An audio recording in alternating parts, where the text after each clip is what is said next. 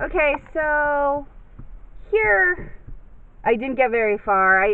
This camera is really funny. It keeps like kind of turning off on me. So I'm trying not to go on too long per video. I honestly don't know how long I'm going on for. I'm sorry it's shaky. It's in my hand. I really don't know the angle to shoot from being in my car. But so how I became a housekeeper. Let's go into that.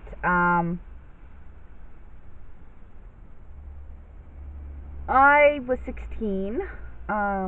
We had a house fire and we lost everything. So I wanted to drop out of school because I wanted shit. Shit cost money and I needed that. So I decided, I'll just drop out of school. I will go to work because I wanted more stuff, and stuff costs money, and you can only get that by working unless you're a really good bank robber, which I don't have the skill for. So yeah, we had the house fire. It was a really depressing time for me. I have a pet cat who is basically my soulmate on this earth, because if you believe in such things, my mom's dog, Jack, he was her soulmate. He died. I feel really horrible about that because I was so depressed at the time. I didn't want to get out of the hotel bed. And I stayed there for like 3 days, and every day she'd be like, let's go, like all day long to go visit Jack because he had been taken to a animal shelter.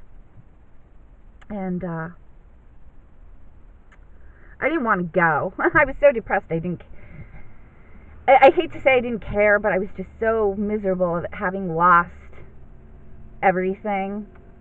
And we lived in an apartment. This was kind of like in a time before like apartment insurance was a thing. I think shortly thereafter it became a thing, but at this time it was not. And the day we went to visit him, he passed away. And I'm pretty sure he would have died either way, but to this day, I feel responsible, like very much so, for his death.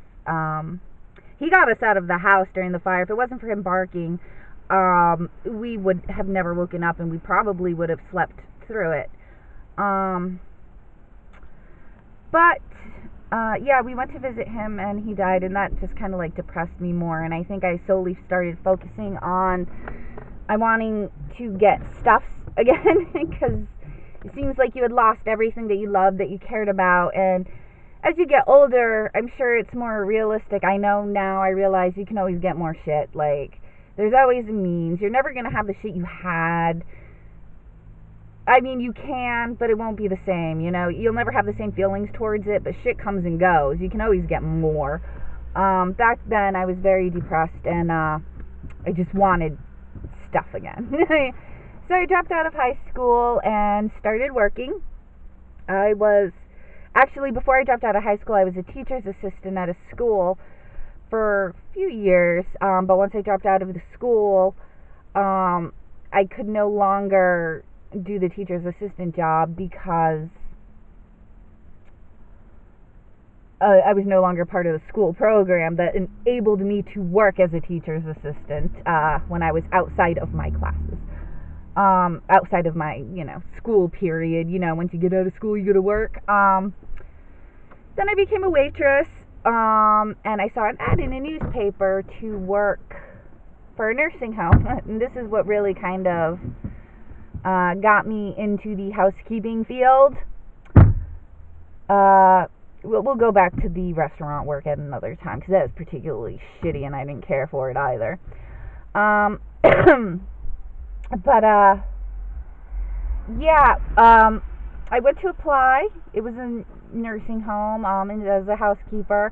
Figured, worst case scenario, it paid really well at the time. I think it was like $1 or $1 plus like 25 cents above what the minimum wage was at the time. So I went to apply as a housekeeper at this nursing home, and I will always remember the HR lady telling me, she's like, I was very shy and quiet. I know I'm not now, but when I started working there, I was very shy, very quiet. And she's like, this is much like being in high school. Like, the girls nitpick at each other, they gossip, there's rumors going around like crazy. You really have to have, like, a backbone of steel to work in this environment with around these people, because the employees are worse than anything else. And I was like, you know what? I think I can do it. Like, I think I won't have any problems. I was shy, I was quiet, I didn't foresee myself really talking to many people. So I applied, I got the job as a housekeeper, and I had a really asshole boss. I had a really asshole boss. He was horrible in every sense of the word. And I could not stand this fucker. He was awful. And I was still a teenager, middle-aged teenager, I guess. But I was very shy, quiet. I wasn't really out of my shell. At the restaurant job I had, there was an event that kind of made me very hermit-like and kind of afraid to go out and do things and be around people and stuff. But so when I started working at this nursing home, like, it had to have been 3 months in, and it was bought over by a new place, and they hired this guy. I guess his family had owned some liquor stores or something, but a new company took over. The previous manager who worked there for my department was really cool, but he was basically just like the maintenance guy. And he really kind of, like, that wasn't a job he wanted as a manager, because they got, like, lots of flack. Nursing home environment's hard. There's a high turnover rate for managers and stuff of that nature. So there is that. So I can understand him not wanting to do it. So the asshole they hired, and for sweet and shy as I was, not very outspoken, not very as I am now, I remember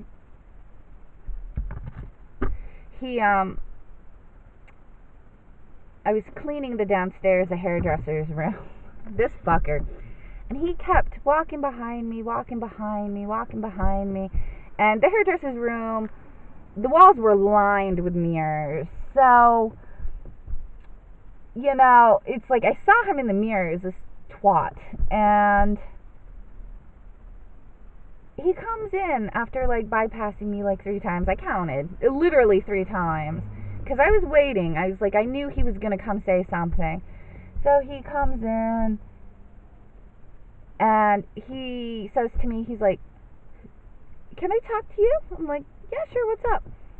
Or at least my version of that. So I'm like, "Yeah, what?" Don't get me wrong, I wasn't overly friendly with him because I did not like him.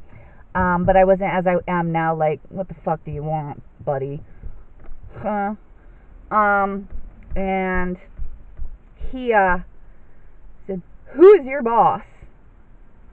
I'm like, "You. So you have to do what I say. You have a choice.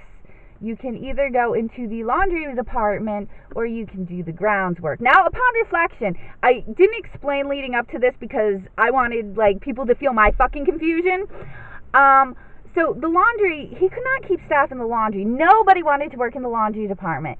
So basically, he was giving me a choice, and he made the grounds. Upon reflection, I should have done the grounds work because I like being outside, and I like plants and trees, But at the time, he's like, "You're going to have to go up in the trees and cut them down, trim the bushes, carry out all the, like, refuse, do this, that, and the other." He was making it sound as, like, undesirable as possible to me.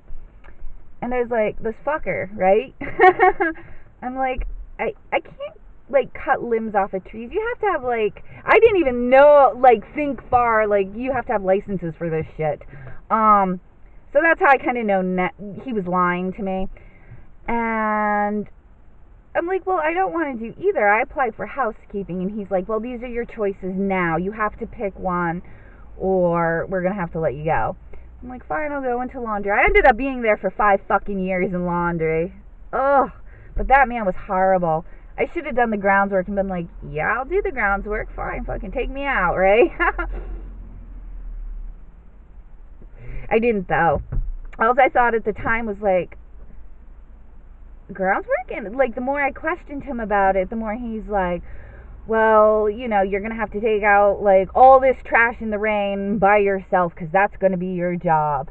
When you have to get rid of a bed, you're going to have to get it into the dumpsters by yourself. You're going to have to, do all this shit work by yourself. And he like was very clear and rude.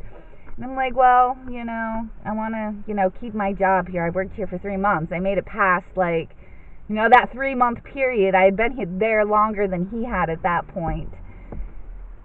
God, he was an asshole. And I was so nice at the time. I think that place really dictated to me my current attitude. Because of all the things I went through there, I became a different person entirely. Because I was so quiet, so shy, so like not wanting to offend people. I gotta thank it for that because I'm pretty much fairly hard-assed now, which I shouldn't be. I'm a little too hard. I'm a little too stern, a little too opinionated, and I'm too willing to speak that.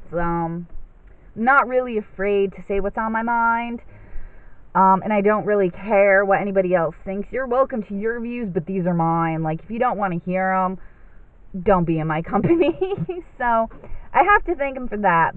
That is what got me into the housekeeping field. So, yeah, no, I mean, most circumstances, fine. But God, he was an asshole. I have stories about this fat loser. Oh my God, I hated him. Hated him with a passion. I don't even know how this is gonna look. Again, the video quality is gonna be shit. Pretty sure the audio will be too. But like I said, this is more for my benefit than anything else. So... yeah, that's how I got started down this trail. I kind of wish I had just like stayed in school and went to college. It would have been paid for me. Yeah, bad life decisions. I have made them more than once, but that's okay. My life is relatively good, even though I'm a little on the depressed stage currently. But that's what alcohol and pills are for, and I don't have both, so I will just imbue a little bit of the alcohol and call it a day. Alright? Y'all have a good evening. Thank you for listening to my weird ass tirades of a horrible nursing home, and maybe I will get into another at a later time. Bye-bye.